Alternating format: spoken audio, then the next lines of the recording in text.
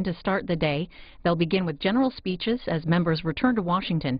Legislative work gets underway at 4 Eastern with more debate on the Transportation Programs and Projects bill. No votes are scheduled for today, although Majority Leader Harry Reid has warned lawmakers to expect several votes tomorrow as leadership tries to wrap up work on the measure this week.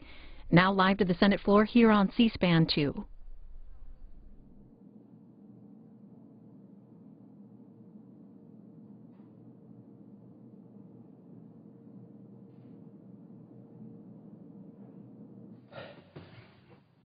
The Senate will come to order. The chaplain will lead the Senate in prayer.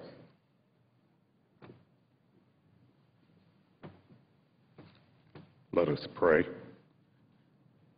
Lord of mercy, we trust your power and will not be afraid.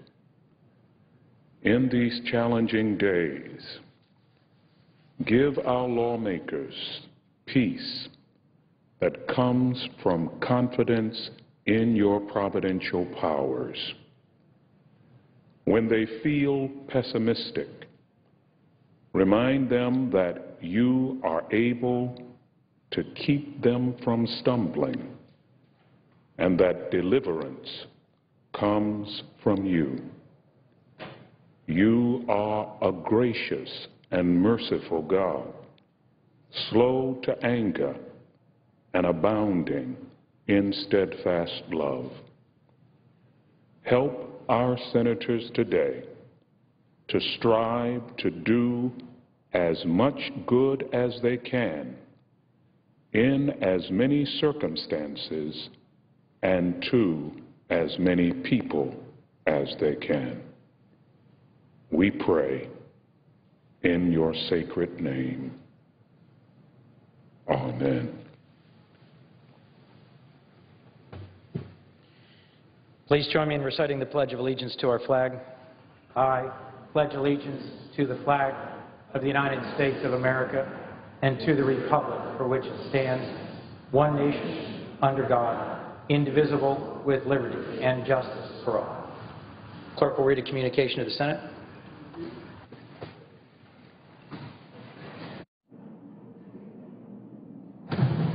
Washington, D.C., March 12, 2012. To the Senate, under the provisions of Rule 1, Paragraph 3 of the Standing Rules of the Senate, I hereby appoint the Honorable Christopher A. Coons, a senator from the state of Delaware, to perform the duties of the chair. Son Daniel K. Inouye, President Pro Tempore. The Majority Leader. We rarely acknowledge the chaplain here in the Senate, and we should more often. We're so fortunate as a body to have this good man leading us in prayer virtually every day. The prayers, he gives tremendous thought to what he should say. They're always very challenging and encompass the issues that we're dealing with. For those of you watching who don't know anything about this man, he is a role model of what America's all about. Raised by a single mother, she would give him a few pennies each day that he would memorize verse of Scripture.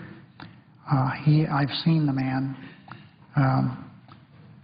and his ability to speak volumes, pulling up things that he has in his brain, remind me of Senator Byrd, who for many years sat right here behind where I am, and he had a remarkable ability to remember things that he had read or studied. Admiral Black is the same. So I'm, Mr. President, very, and I speak for the whole Senate, not Democrats or Republicans, but for this body and expressing our appreciation to the good work he does, not only in offering his prayers here, but the counseling that he does on a daily basis here in the Senate. Mr. President, each day the Senate begins its workday with a ritual, solemn ritual. We just did that. We pledge allegiance to our flag. Each day we rededicate our loyalty to this flag and to the fundamental pillar for which it stands, the right to do justice for all. Unfortunately, for tens of millions of Americans, that right to equal justice under law is at risk. And I'm sorry to say it's at risk because of Republican ideology. More than half the nation's population, 160 million Americans, live in parts of this country that has been declared a judicial emergency. What does that mean? It means that more than half the people in our country who seek justice from the courts and the judges, the courts we find are strained at the breaking point under a backlog so intense an emergency has been declared. Mr. President, the presiding officer is an expert on bankruptcy and knows how important filling those bankruptcy slots are. One reason we are slow in filling those bankruptcy spots is, of course, we need more bankruptcy judges, but the bankruptcy judges are chosen by our federal judiciary, trial court judges. They've got other things to do. They are so overwhelmed with things to do. People who have businesses that they have problems dealing with because of federal laws need to go to court, have those issues redressed. There could be injuries suffered that only the federal system can relieve them of their responsibilities. Discrimination because of age, gender, antitrust cases, business rearranging. Mr. President, you've heard that expression. What are you trying to make a federal case out of it? The reason people say that is the federal court system is a place you go to be treated fairly. When I practiced law, I had great respect for the state court system, but it was in the minor leagues compared to when I had to go across the street to the federal court. Much different setting. Mr. President, 1 out of every 10 federal judgeships is now standing vacant in our country. Americans can no longer rely on fair and speedy trials. The courts where Social Security cases are heard, appeals are heard, discrimination suits are tried, I went through the whole list, they simply don't have enough judges to handle the cases brought before the federal court. In these courts, our federal judges are being forced to limit their time on the cases they have. And we don't want these federal courts to be like traffic court judges. They're different responsibilities. We want people to say, what are you trying to do, make a federal case out of this? We want that to mean something. And families and businesses typically wait for years before their civil cases are heard. Now there are some problems that Congress can't solve. But this isn't one of those problems. I repeat, this is not one of those problems. The Senate could act tomorrow to put highly qualified judges on the federal bench, judges who are supported by both Democrats and Republicans. The Senate could act tomorrow to ease the backlog of cases, lighten the load of overworked judges, and shorten the time it takes to see justice done in our great country. The Senate could act tomorrow to confirm 22 judges currently ready to serve but awaiting Senate action. These are 22 qualified consensus nominees. The overwhelming majority of them received unanimous support from the Judiciary Committee. They have the support of Republican senators from the home states. 11 of these nominees would fill vacancies designated as judicial emergencies. We're filing, Mr. President, I will soon announce cloture on all these to stop the filibuster being conducted on these good men and women who want to serve. We're going to file on 17. 11 of these people that we're trying to get confirmed, Mr. President, are nominees from judicial emergency states. Yet Republicans have refused to allow us even vote, won't even allow us to vote on these qualified judicial nominees. Republicans have prevented the Senate from doing its constitutional duty, and that's what it is. The House doesn't have to deal with this because our Constitution says that that's our obligation to confirm or reject the nominations the President sends to us. We should have up or down votes on these.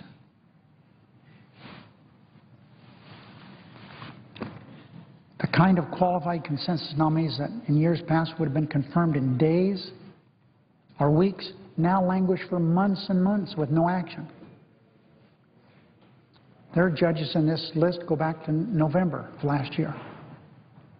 Not because we couldn't have done it. These could be confirmed in a matter of minutes. The vote should be routine. They shouldn't be a fight that delays action on important jobs measures. Creating jobs is the Senate's #1 priority. Republican obstructionism is the only thing standing in the way of moving forward with additional work to get our economy back on track. Unfortunately, Republicans have forced our hand. What else can we do? The endless obstructionism has created a judicial emergency in this country time and time again. At the end of last year, Senate Republicans refused to allow votes on even one of the 14 judicial nominees awaiting confirmation last year, breaking with the Senate's long-standing tradition of clearing the calendar of consensus nominees at the end of a session. Each of these nominees was well qualified and had bipartisan support. President Obama's judicial nominations have waited an average of 5 times longer to be confirmed than those of President Bush. Look at this, Mr. President. President Clinton. These are days. These are days. President Clinton's were confirmed in a matter of about 5 or 6 days. President Bush's 21 or 22 days. Obama's are still skyrocketing.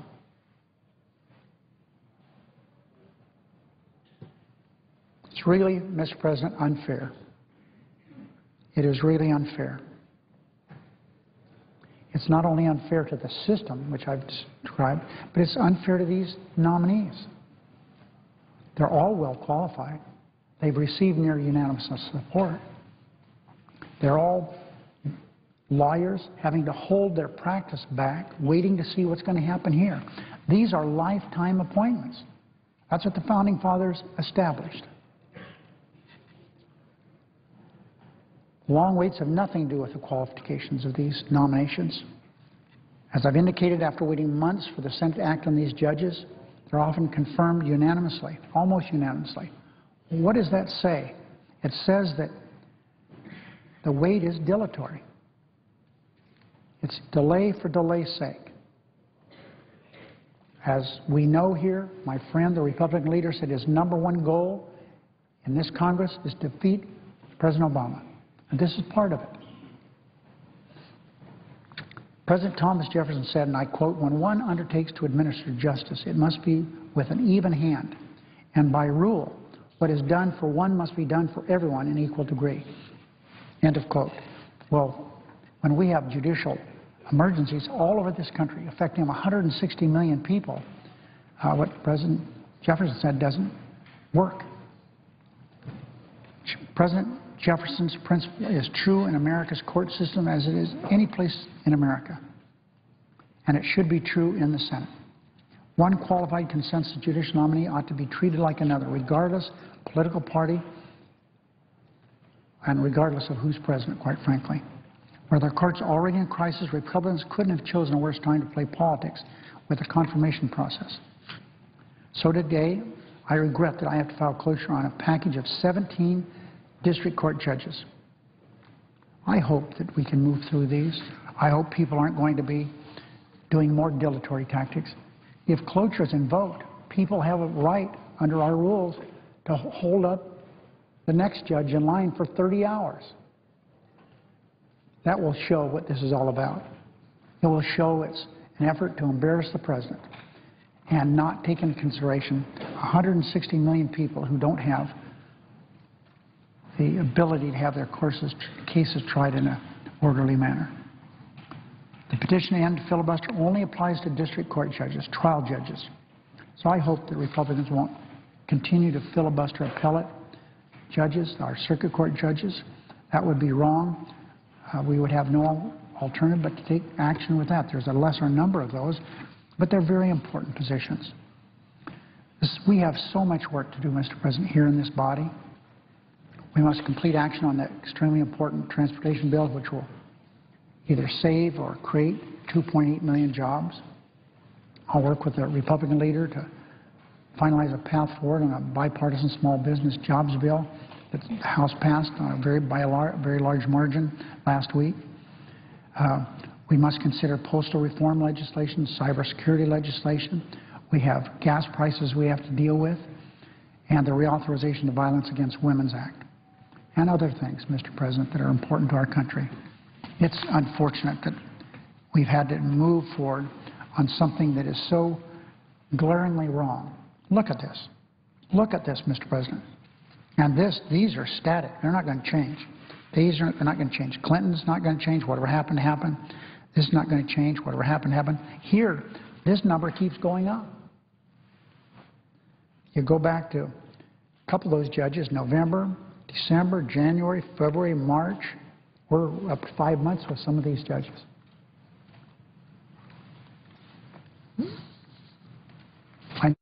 Some quorum. Clerk will call the roll. Mr. Akaka.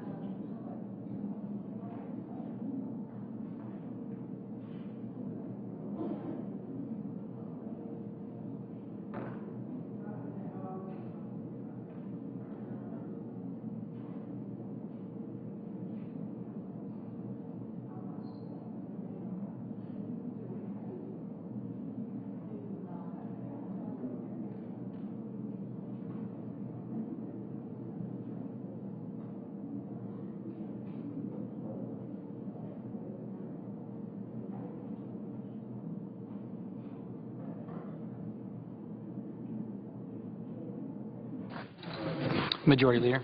I would ask the call of quorum be terminated. Without objection. Would the chair announce the business of the day? Under the previous order, the leadership time is reserved. Under the previous order, there will now be a period of morning business until 4 p.m., with senators permitted to speak therein for up to 10 minutes each. Senator from North Carolina. Mr. President, I ask unanimous consent to speak in morning business for up to 40 minutes. Without objection. I thank the President and I thank the Majority Leader for his leadership on an amendment on the transportation bill, the Menendez-Reed-Burr Amendment. And for a short title purposes, it's called the Nat Gas Bill. This is not a new bill, Mr. President. It's not a difficult bill to understand. It is a game changer as it relates to our energy policy in this country and, more importantly, the economic security of our country. Now, I want to take these 40 minutes to sort of walk through the bill. But it is essential before I do that that I say to my colleagues and to their staff and to the American people, if for some reason you believe that in the next 18 months in America we're going to have massive tax reform, lower rates, no deductions, no credits, no subsidies, then I want you to do me a favor. Turn off your TV. Leave the gallery, because I'll never convince you that this is the right move. In fact, if I believed we were going to do comprehensive tax reform, I would not be on this floor. I would not be offering this amendment. But the truth is that there's nobody in America that believes that's going to happen. Now, Mr. President, let me say this to all my colleagues, their staff, and to the American people. If you believe some miraculous thing is going to happen and there's going to be peace in the Middle East, no civil wars, no nuclear advancements, no threats, then turn off your TV. Leave the gallery. I'll never convince you, nor would I be here today if I thought that was going to happen. But the truth is that as policymakers, we're charged with doing things based upon the landscape and the framework that we have in front of us. And today, in the absence of this body, Congress of the United States acting, the American people will get exactly what they've gotten. Escalation of energy cost. That's to fill their car. It's to fill their truck. It's to heat their house. And you know what? It's felt by the increased cost of the businesses they work for. This is about personal security. This is about the livelihood of every American. And let me just say, now, if you're still with me, if you haven't turned off the tube or left the gallery, the single most important reason that we should do this is our national security. Our national security is vital to this country. Now, let me just stop and pose a question to you. Who controls today our access and our cost of energy? It's not us. In many cases, it's people around the world that don't even like us that control whether we're going to have access to oil or at what the cost is going to be. Today, 70% of our oil is imported. So we've got 30% that we've got some ability to control and to access, but 70% of it, we're at the whims of other people. We're at the whims of the market. You know what? They don't like us and they don't care what we pay.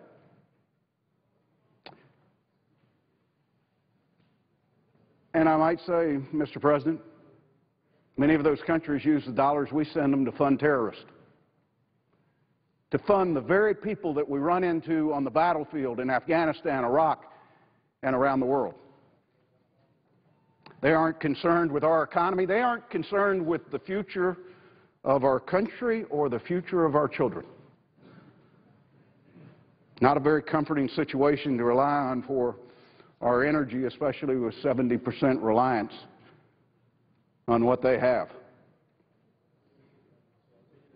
Let me suggest that this requires U.S. dollars to be spent and U.S. lives to be put on the line to make sure that day in and day out this country has access to that 70% reliance on black gold. Look at the Gulf today. Ships, sailors, Marines, aircraft, all in the Gulf to make sure that somebody doesn't shut down the Straits of Hormuz, to make sure that we've got access to that oil. Certainly doesn't cap what we pay at the pump or in the taxes that we pay to assure that when we need it, it's going to be there. Some claim that speculators are the whole problem with the oil industry. And I'll admit, I think around the edges, a couple cents a gallon, that speculation, futures traders probably do have a little bit of impact. But, Mr. President, it's not significant. And speculators don't control our access to it. Our reliance on foreign oil is what judges whether we have access to it or not. We must admit that our access today is a national security threat. 2, economic security. Mr. President, you and I know a word up here, it's called LIHEAP. It's the low-income heating program for seniors across this country, for individuals that can't afford home heating oil.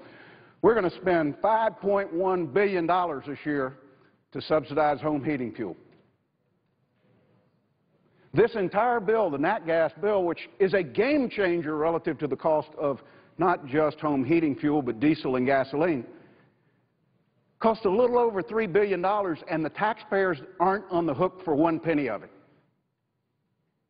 I'll get to that a little bit later. You know, the U.S. economy is starting to recover. We've seen signs, not in every community and not in every sector of our economy, but we see signs that it's moving in the right direction. But there's one common thread that all economists agree on. If energy cost goes up, you stand the chance of cutting off that recovery. You stand the chance of freezing or increasing unemployment at the rates that it's at today. Now, how quickly we recover, how quickly Americans are hired, how quickly unemployment goes down, how this affects our balance of trade. We haven't even talked about the individual family budget. Think of what a typical family is faced with today. The cost on a weekly basis to fill that vehicle up. Many families today have accepted jobs not close to where they live, where jobs were available. They drive from one community to another. Some drive from one state to another because that's where the job was. We've had no increase in wages, we all know that, but we've seen food prices and we have seen gas prices and energy prices go up. Here is an opportunity for us to have a real impact on the family budget in America without charging the American people one penny to have us do it. In my opinion, Mr. President, we should have started a new exploration decades ago. Had we explored for oil and natural gas, onshore, offshore, had we built pipelines, we might not have this problem right now. For those that say, well, we shouldn't do it now because it's 10 years down the road before we feel the effects, we had this same debate here 10 years ago.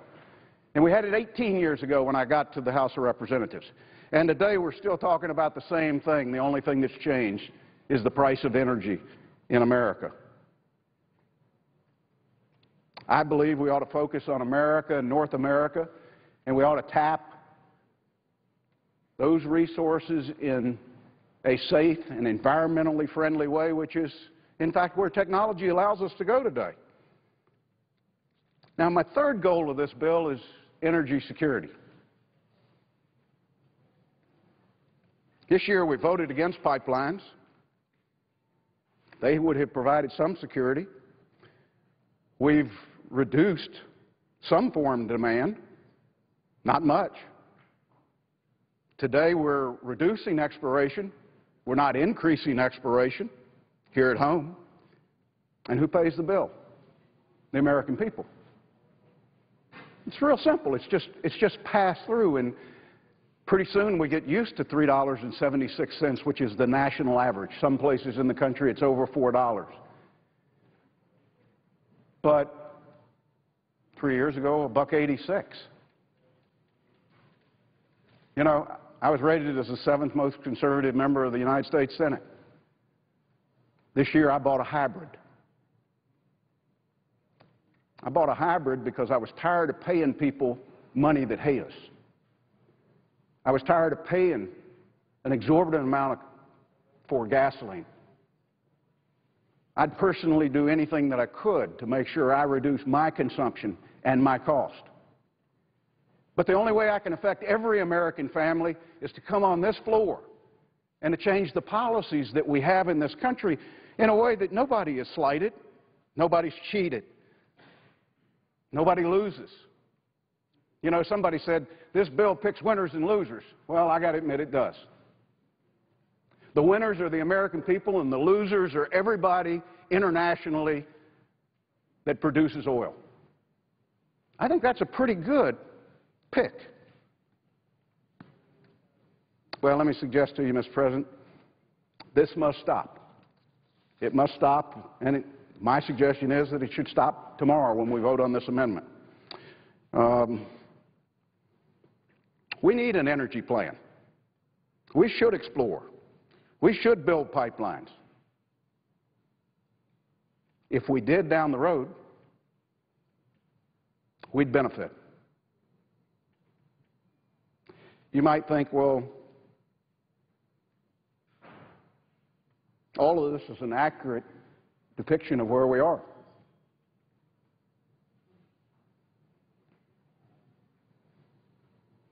What would a natural gas bill do to change our situation?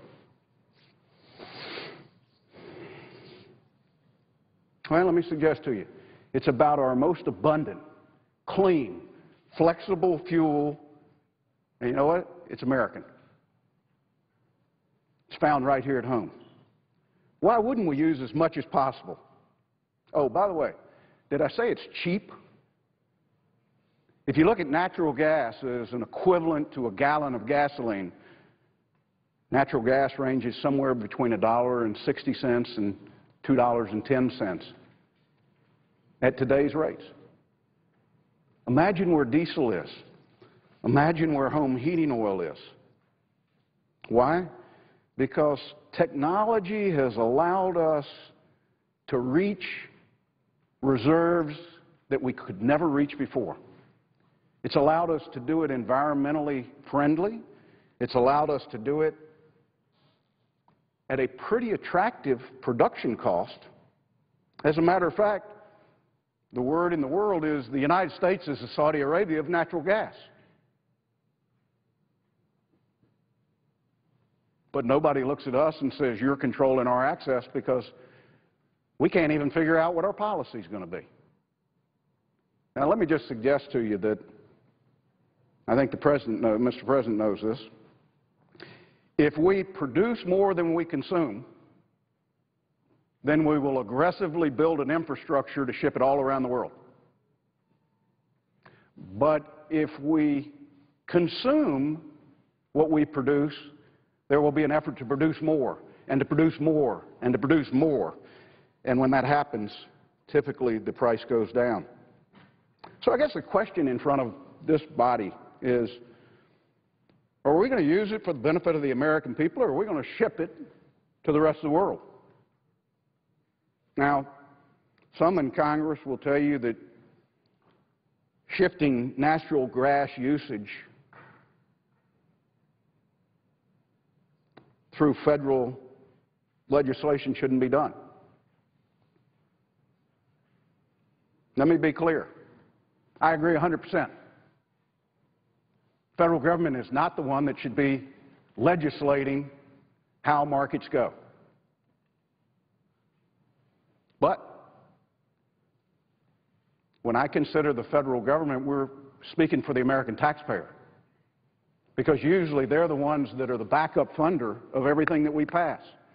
This bill doesn't do it. This bill is a 5-year bill, and it sunsets. It goes away. And it funds the roughly $3.4 billion with a user fee on the exact people that are benefited by it, those natural gas users. You see, the American taxpayer has no skin in this game. They also say that the federal government, the American taxpayers, shouldn't fund new credits or subsidies. I agree.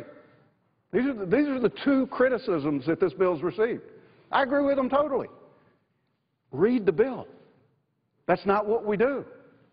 We fund it from the people that benefit from the credits and from the subsidies. Now, you might ask, where do we disagree? Policy can, and I think it should, accelerate the usage of natural gas. Some have said that there's no need to do this. It's happening all by itself. I agree. Another point of agreement. It is happening every day in communities across this country.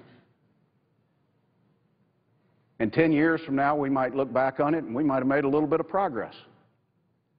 We've got an opportunity right now, without taxpayer funding, to accelerate this move in 18-wheel vehicles, in fleet vehicles, in municipal trucks and automobiles. So I think that we can, and I think that we should accelerate it. Again, natural gas is the only flexible, mobile fuel we have. It's not like there are other options out there that we can accomplish this with. I believe that if credits or subsidies are paid for by the users, those that benefit, that this is a good thing, and it's good policy. Think about it for a moment. If you took all of your 18-wheel vehicles in America and you put them on natural gas, you would reduce consumption of foreign oil by 1/3. You want to know how to bring down the price of gasoline and diesel? There it is. Take 1/3 of the demand and shift it over to natural gas. Fleet vehicles today, companies, FedEx, UPS, I can sort of name all of them. The in and out every day. They go out in the morning, they come back in the afternoon, they have one fueling station, and they're running to go to natural gas. They don't need the incentive. But look how fast they could take their entire fleet if it was there. Again, without one penny of taxpayer money. Municipalities. There's not a municipality in America today that's not challenged from a standpoint of their annual budget. They've cut parks and recreation. They're trying to figure out how to do education. Every community is faced with the same thing, decreasing property values. Therefore, the flow of revenues in is less than they were last year and the year before. Where is the game changer for municipalities in a natural gas bill? It's very simple. There are 500,000 buses in America, and there are 26 million kids every day that get on a bus. If you can reduce by 1/3 or more the cost by switching to natural gas, we should be doing everything we can to get every school system in America to have a natural gas engine in their school bus so that the other 2/3 that they've saved goes back into the classroom to educate our children. That nobody's faced with trying to decide whether they're going to buy textbooks or have a teacher's aid. But every classroom is designed not based upon how much money we've got available, but what the educational requirements are for that next generation. For those that suggest this bill doesn't do anything, I would tell you that one point alone is enough to get up and vote yes when it comes up.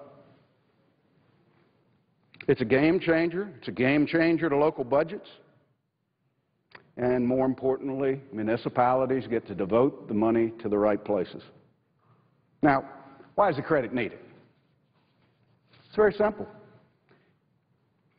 It costs money to switch an engine. Typical natural gas engine is going to be somewhere between $25,000 and $40,000 more than the equivalent diesel engine in a 18-wheel vehicle today. But you know, as more and more and more get built, what we're going to find is the diesel engine's higher and the natural gas engine's cheaper. Wouldn't we accelerate this as fast as we could so that we could get the benefits of that production shift?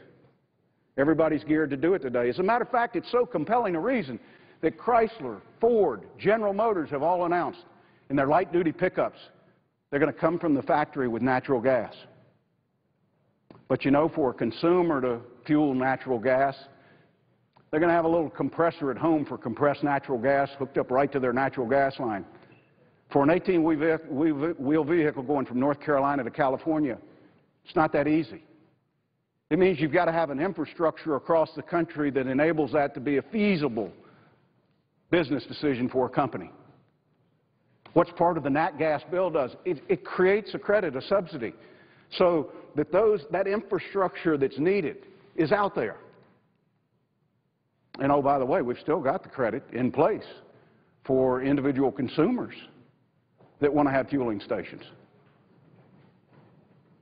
Mr. President, we're not recreating the solar or wind subsidies or credits. We're not recreating an ethanol subsidy for gasoline that Americans have just had a huge distaste for. We're taking not a technology of the future and investing in it. We're taking a technology that's here today and saying, let's create the incentive for this to explode, for this to be a game changer in the global balance of trade. Now, why don't some want this? Some don't want this because they use natural gas today, and they don't want the price to go up. We're sitting on a 100-year supply of natural gas right now if we didn't drill another well. We've got companies that are in the business today because of where the price point is and because of where the demand is, are thinking about plugging, shutting in natural gas wells because they can't move it out of the country and they can't sell it here. Yet we're on the cusp of being able to create an incentive that's paid for by the users that not only keeps those wells open, but gives the reason for those companies to actually produce more. America's always proven if we buy it, they'll build it.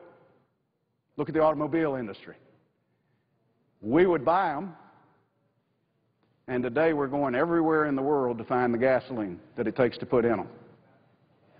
Well, my belief is, Mr. President, that if you accelerate the use of natural gas in trucks, fleets, municipalities, what you're going to have is you're going to have another explosion of natural gas finds. You're going to increase supply. If anything, you may see prices drop even further. But without the demand, I can assure you the future is very predictable. We have this fuel at home. It's on land. There's some offshore, but the majority of the finds are on land. And more importantly, Mr. President, this has happened exactly where we need it.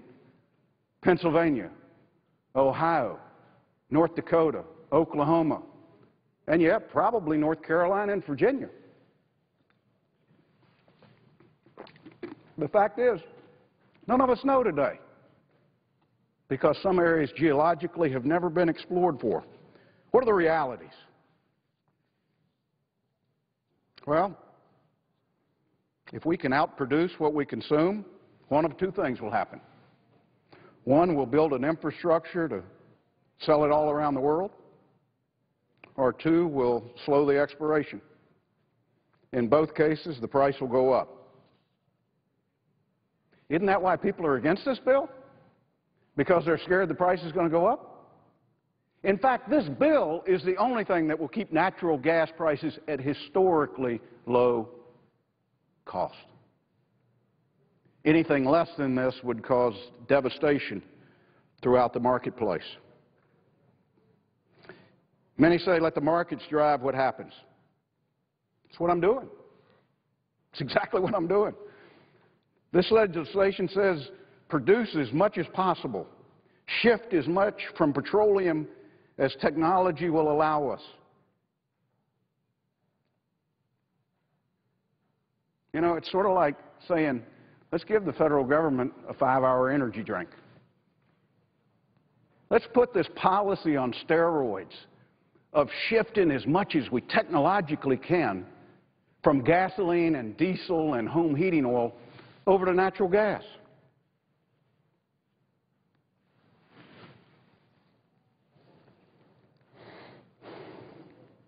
What's the impact on the American people if we don't do this?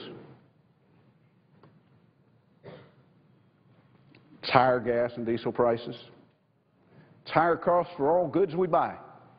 You know, sometimes we don't think about the fact that when that trucker pays $4.20 a gallon for diesel, and they've seen their price double in the last 12 months, it's not too long before we feel it in the cost of groceries or in consumer goods or in everything that we purchase in the United States.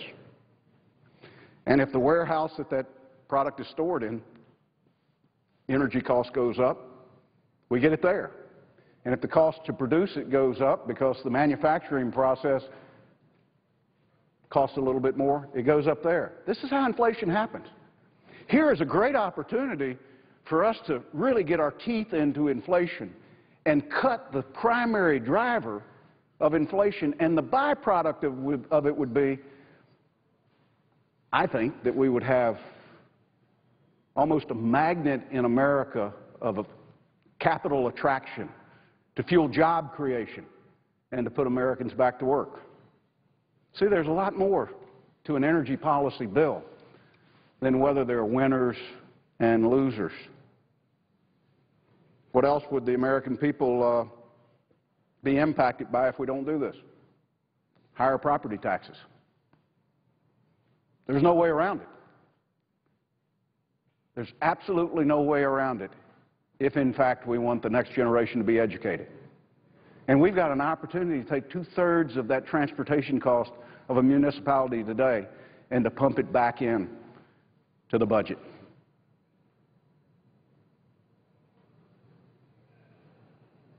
Well, let me suggest that there's another loser in this.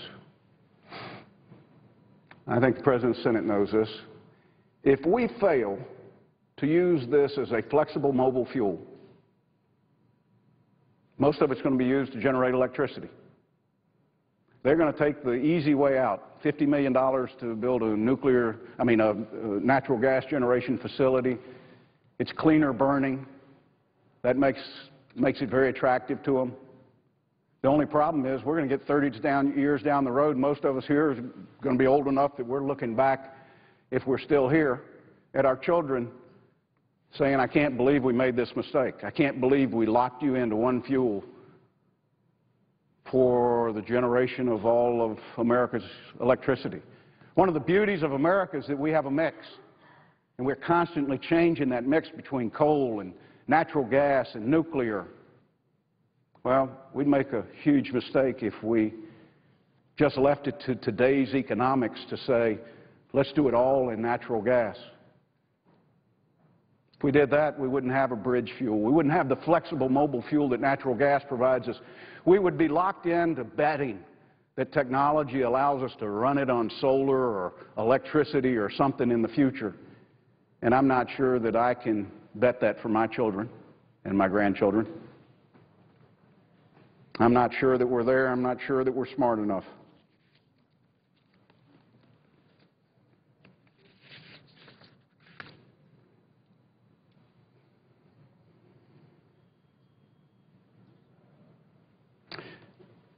Mr. President, I'm going to pose a question to the Senate. What if I'm wrong? I've been wrong before. What if I'm wrong? What if it doesn't happen? What if there's not an explosion of transition from gas and diesel over to natural gas? It's real simple. The user fee goes away. But we tried something. There's no downside. It's not like we're locked into something that costs the American people money. If we don't need as much, then we don't need the user fee.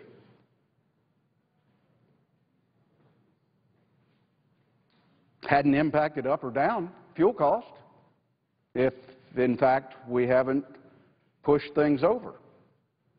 We're where we are today. No damages, no downside. What if I'm right? What if I'm right and this is a game changer?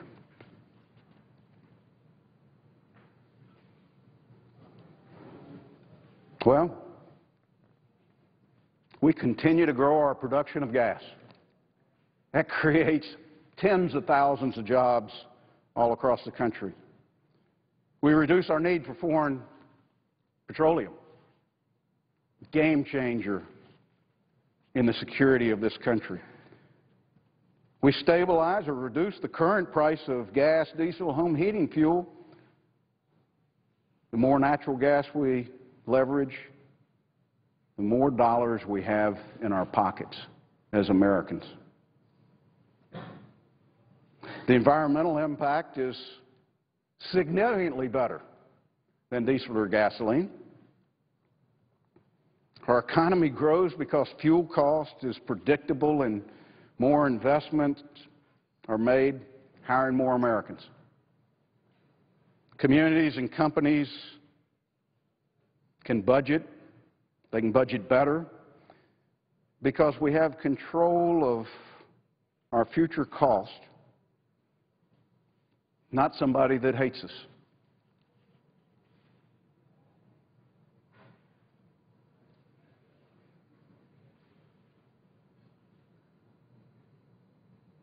Prices come down because fuel cost is less, not go up. Less of the family budget goes to fuel.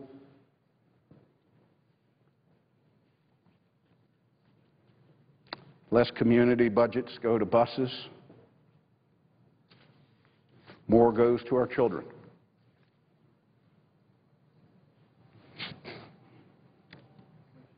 I realize this is bold. And boy, has America become risk adverse. This is not something that I stumbled on yesterday. I've been promoting this for 3 years. This is the first chance to come to the Senate floor and have a vote. And you know what? It probably is not going to pass. That's the disappointing thing of it. It will probably fail tomorrow unless my colleagues or their staff that stayed after my first 2 comments and listened to this understand that there's not a downside to doing this. Why in the world would we not take this bill and implement it in hopes that for the first time we've got a piece of energy policy in America. I said at the beginning that if this was done by pulling the money from taxpayers in America, I would never be up here offering this bill.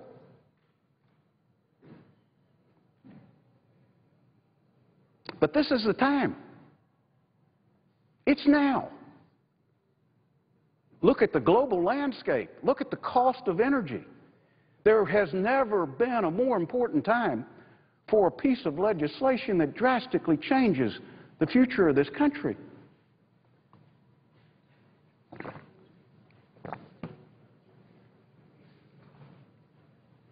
You know, Mr. President, I too have been disgusted with governments investing our dollars and picking winners and losers. Mostly in losers in technology that haven't proven to be effective.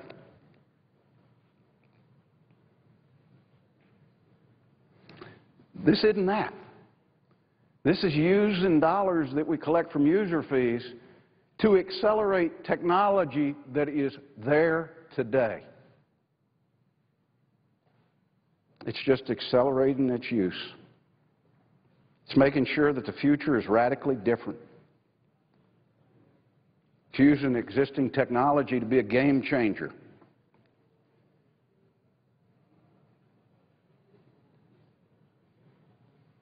It affects the lives and the livelihood of every American, the communities we live in, and more importantly, our children. I mean, maybe this is too simple. Maybe members of Congress only get difficult things now. This is easy. It's easy to understand. It's easy to see the picture of what it affects. It's easy to understand the impact on the American people. And it's all positive.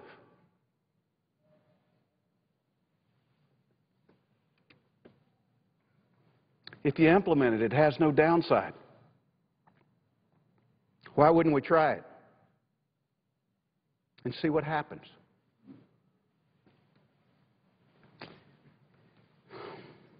Mr. President, if passing this amendment might accomplish what I've described, why wouldn't we do it? We represent the American people, and it may be that their voice needs to be heard before tomorrow when votes happen. This requires vision, and I've got to admit, it's something that Congress has shown very little of late.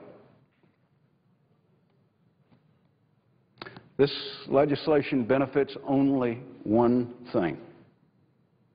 Only one thing. The future of this country. The United States of America. The opportunities of our children. The prosperity of the greatest country in the world.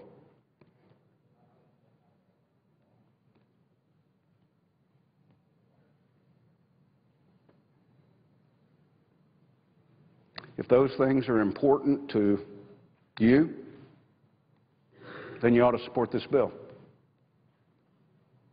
They're important to me. And that's why I'm here on a day where the Senate has no business, has no votes. Because it was the one time I could come here uninterrupted, without the distractions of all the visitors and all the claims, to set the record straight about this legislation. It's simple. It's easy to understand. It impacts everybody in America. It does pick winners and losers. It says America's going to win and the people that aren't our friends are going to lose. I'm not sure that you can say it any clearer than that. It doesn't cost taxpayers a dime. The beneficiaries are the ones that pay the tab. If it doesn't work, there's no downside. If it does work, it is a game changer from a standpoint of our energy policy and, more importantly, our future. The bill sunsets after 5 years. We've got year supply of natural gas today if we didn't drill another well. We import 70% of our petroleum, and that costs $25 billion a month that we send there. Imagine what that $25 billion could create in jobs here if, in fact, we made this simple policy change. Mr. President, I thank you for your attention, for your patience, and the patience of my colleagues since I ran over a little bit. But I'll conclude with this. A bill that roughly costs $3.4 to $3.8 billion and is funded by user fees is not a big bill in Washington. But the potential impact of this legislation will not only be big in America, it will change the landscape of the world.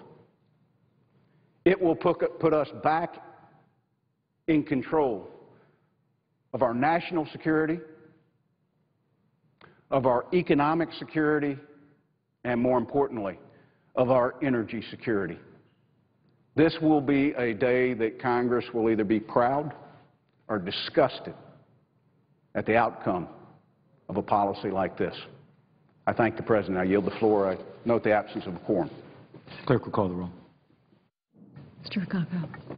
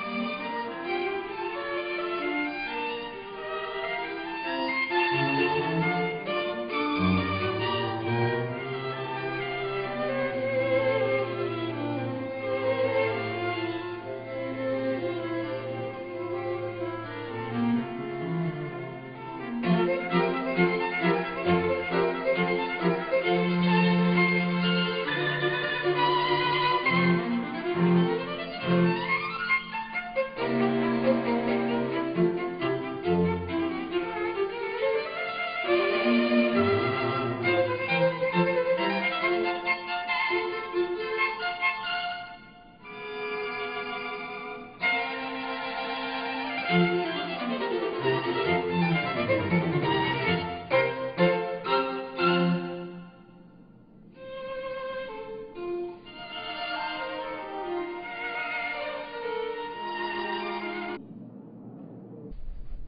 the Senate in session today in a quorum call, delivering general speeches as members return from their districts to Washington from their home states.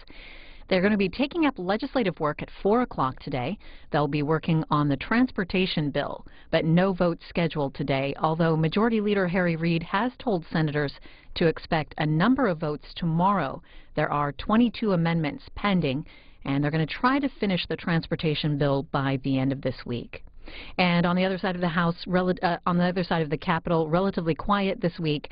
The House is out until March 19th, and of course they'll be holding brief pro forma sessions during the break.